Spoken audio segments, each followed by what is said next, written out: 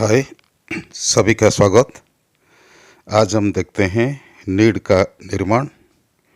रचयिता है हरिवंश राय बच्चन। पिछली वीडियो में मैंने इसके कुछ अंश की चर्चा की थी। आज बाकी अंश को देखेंगे। पिछली वीडियो में मैंने बताया था कि आंधी रात को उत्पात मचाई, फिर तूफानी रात गई, सुबह हुई।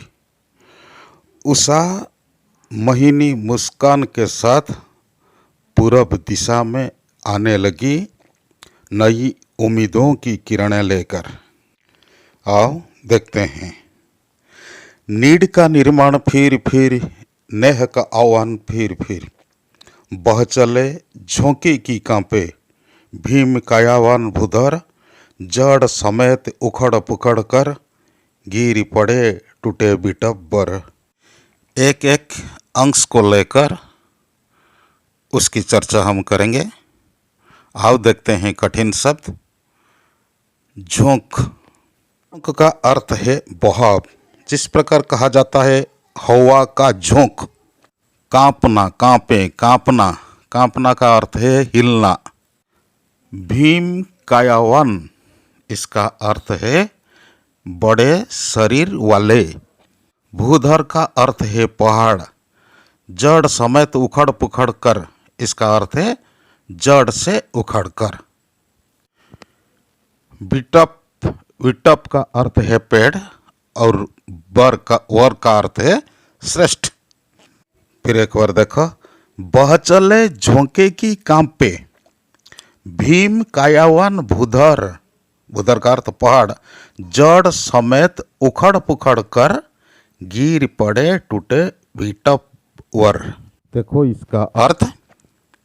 यह कवि कहते हैं प्रबल वेग से प्रवाहित होने वाली आंधी के कारण बड़े पहाड़ भी हिल उठे।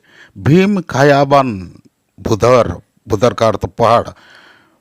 भीम कायावान यानी बड़े पहाड़ भी हिल उठे, बड़े बड़े पेड़ भी जड़ से उखड़कर जमीन पर गिर पड़े। जड़ समेत उखड़ पुखड़ कर गिर पड़े टूटे बिटब्बर, यानी बड़े बड़े पेड़ भी जड़ से उखड़कर जमीन पर गिर पड़े। उसके बाद देखो।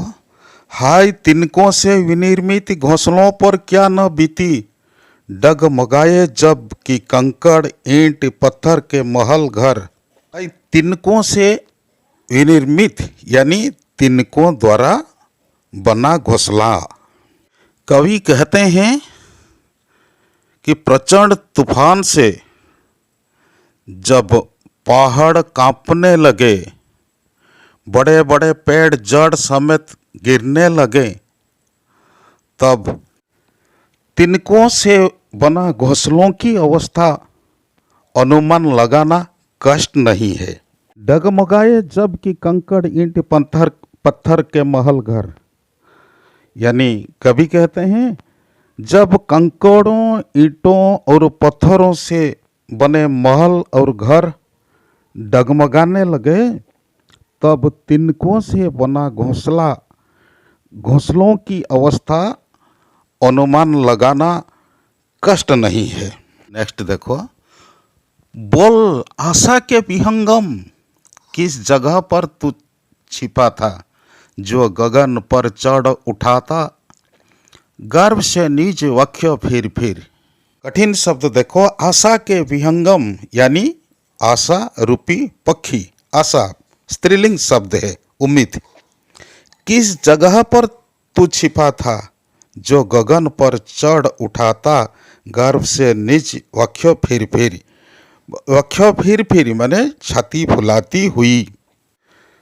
कवि कहते हैं सब कुछ उजड़ जाने के बाद भी आशा रूपी पक्षी कभी हार नहीं मानता, नीड बनाने की चेष्टा करता है, इसलिए वह अपनी छाती फुलाती हुई गर्व के साथ आसमान में उड़ता।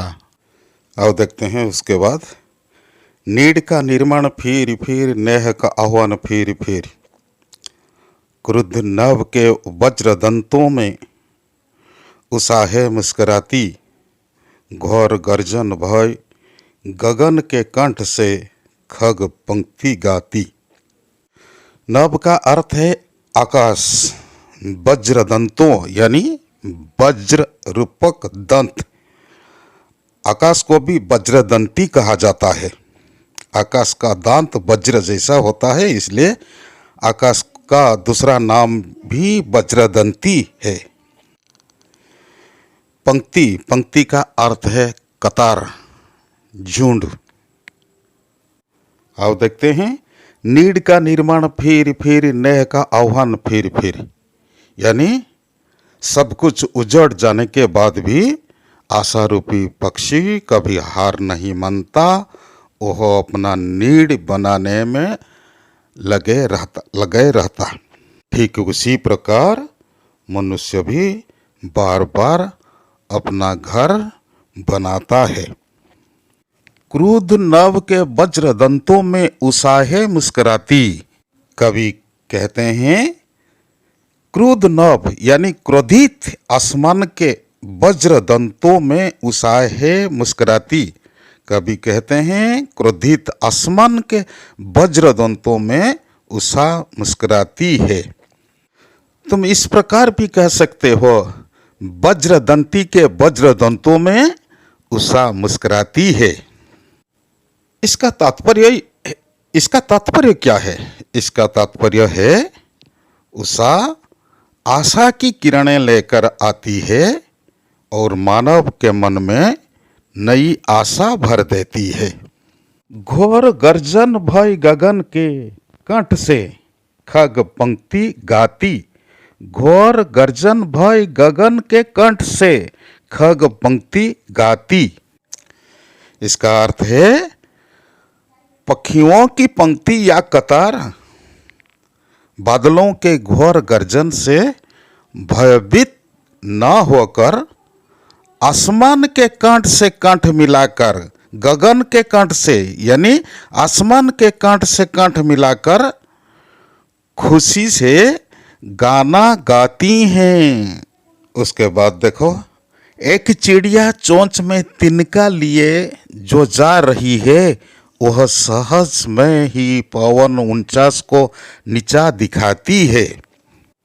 देखो कठिन शब्द पवन 49।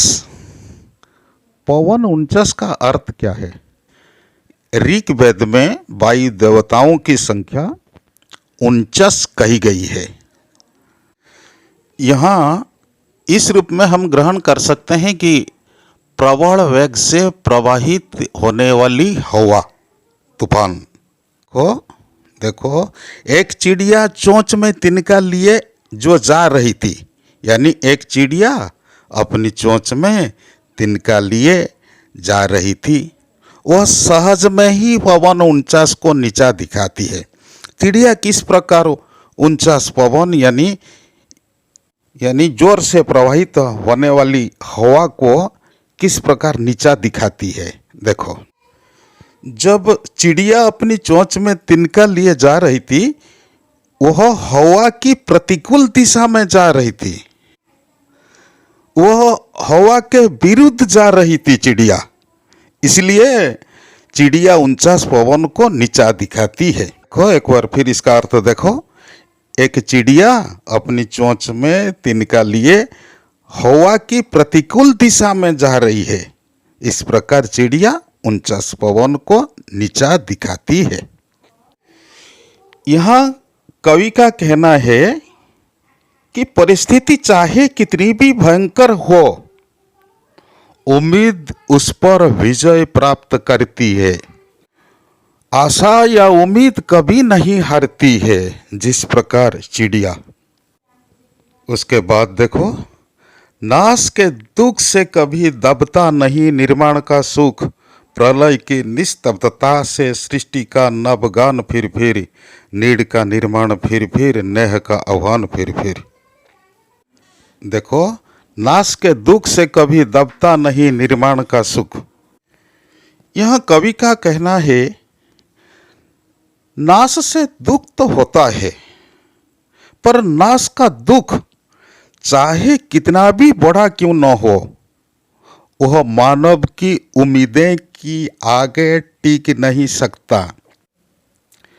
निर्माण का सुख नाश के दुख को दबा देता, अर्थात नाश के दुख कभी निर्माण का सुख को नहीं दबा सकता। विपरीत निर्माण का सुख नाश के दुख को दबा देता। प्रलय की निस्तब्धता से सृष्टि का नवगान फिर यानी प्रलय की निस्तब्धता यानी खामोशी के बाद सृष्टि का नया गाना फिर सुनाई देने लगता है। नीड का निर्माण फिर नेह का आह्वान फिर यानी घर के प्रति हमारा जो स्नेह है, जो प्रेम है, वो हमें परिस्थितियों का सामना करना सिखाता है। अंत में बच्चों एक शायरी सुन लो। शायरी क्या है? कहते हैं बुरा वक्त सबका आता है, कोई निखर जाता है, कोई बिखर जाता है। कहते हैं बुरा वक्त सबका आता है, कोई निखर जाता है, कोई बिखर जाता है। आज इतना ही। धन्यवाद।